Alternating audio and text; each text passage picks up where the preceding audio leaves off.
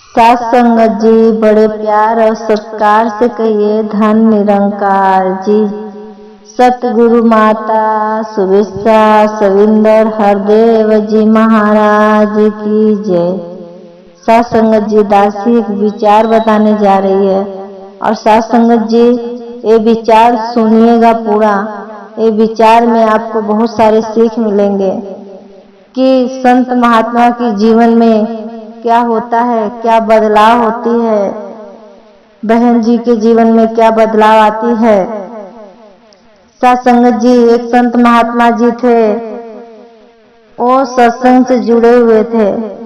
उनकी 2 बेटी थी, एक बेटा था। सब सत्संग से जुड़े हुए थे, सतगुरु माता जी के चरणों से जुड़े थे, सेवा सत्संग सिमरन में लगे हुए थे। सास संगत जी वो महात्मा जी की बहन जी जब बड़ी हो गई, उनकी बेटी, तो सास संगत जी ऐसे बात चलाते हैं ना कि अभी बेटी तो बड़ी हो गई, कहीं रिश्ता देखो, ऐसा बोलते थे सब।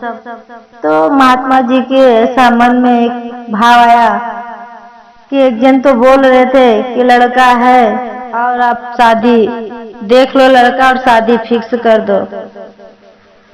सास संगत जी वो महात्मा जी के ऐसा मन में भाव नहीं था कि वो लोग कैसे होंगे, क्योंकि वो निरंकारी परिवार नहीं थी, वो सत्संग से जुड़े हुए नहीं थे, वो ज्ञानी नहीं थे।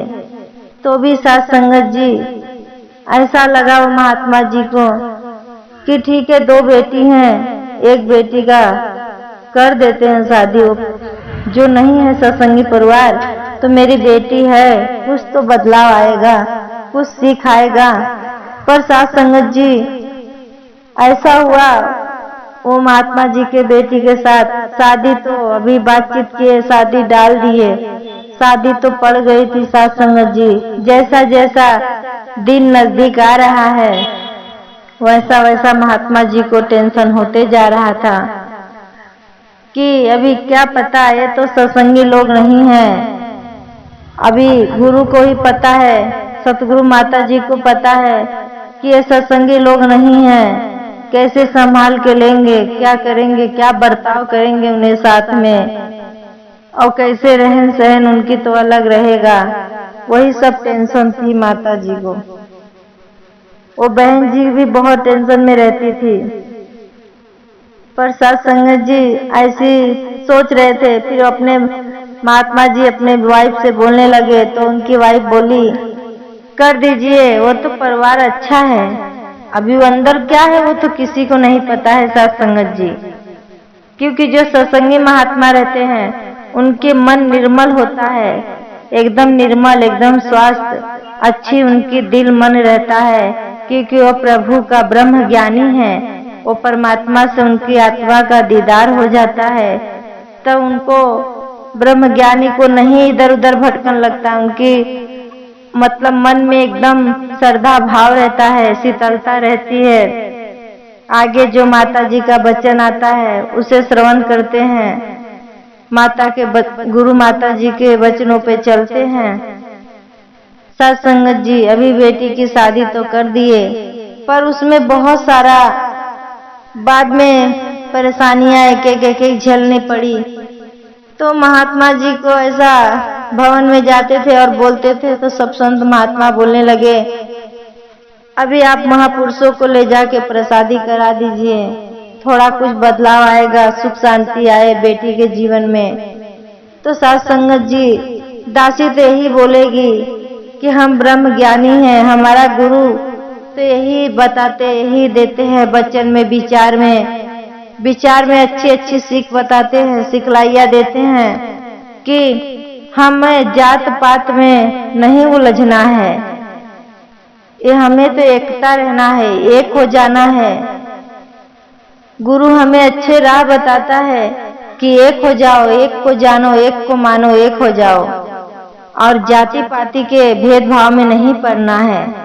तो सास संगत जी हमें जात पात नहीं देखना है, अपने निरंकारी मिशन का अगर मिल गए, रिश्ता आ गया तो उसमें शादी कर लो। बच्ची का बेटी हो या बेटा वो निभा लेते हैं, क्योंकि वो गुरु का बच्चे हैं, गुरु का दर है, गुरु का वचन अच्छे अच्छे आते हैं। वो गुरु के चरणों में जुड़े हुए परिवार को अलग भाव रहती है। जो नहीं रहते हैं गुरु से जुड़ा हुआ, उनकी भाव अलग रहता है, वो अहंकारी लोग रहते हैं।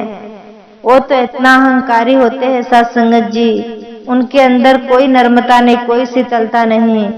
कड़ू भाषा बोलना, गंदे गंदे शब्द बोलते हैं, उनको शीतलता नहीं रहती है, क्योंकि उनके अंदर ज्ञान नहीं है, उनके अंदर ज्ञान नहीं है साथ संगत जी।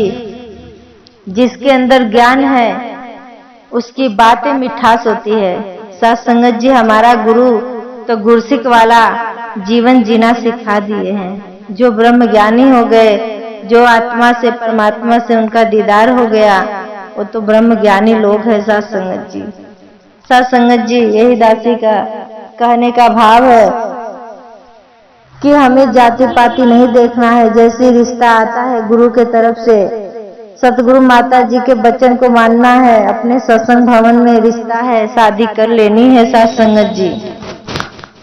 अपने बच्चिया को बाहर नहीं करना है। ऐसा नहीं देखना है कि हमारे जात वाले नहीं है, ये सब कुछ नहीं भेद विचार लाना है मन में।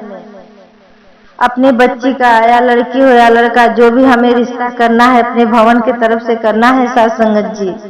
और अच्छे अच्छे गुरु का विचार रहता है। वो सेवा दल का बहन जी है या सेवा दल के महात्मा जी हैं, जोड़ी जम जाती है तो बोलते हैं ना, ये हमारे गुरु का दर है।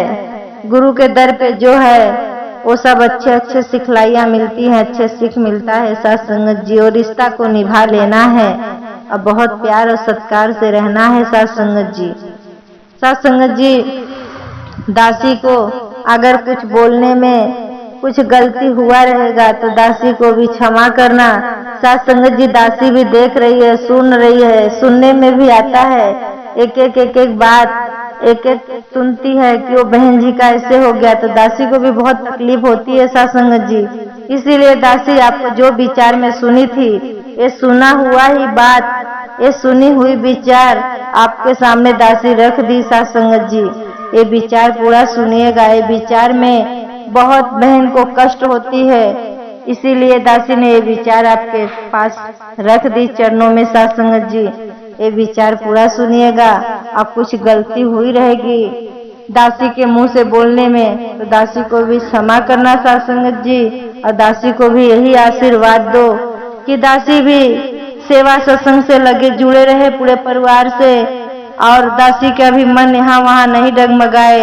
बच्चे और दासी के जो भी जितना परिवार है, सदस्य घर में, सब जुड़े रहे सेवा सत्संग सिमरन में। और साथ संगत जी, जो बोलने में कुछ गलती हुआ है क्षमा करना। दासी को भी वही आशीर्वाद दो कि आप लोग के चरणों में जुड़े रहे और बड़े प्यार और सत्कार से कहिए, धन निरंकार जी।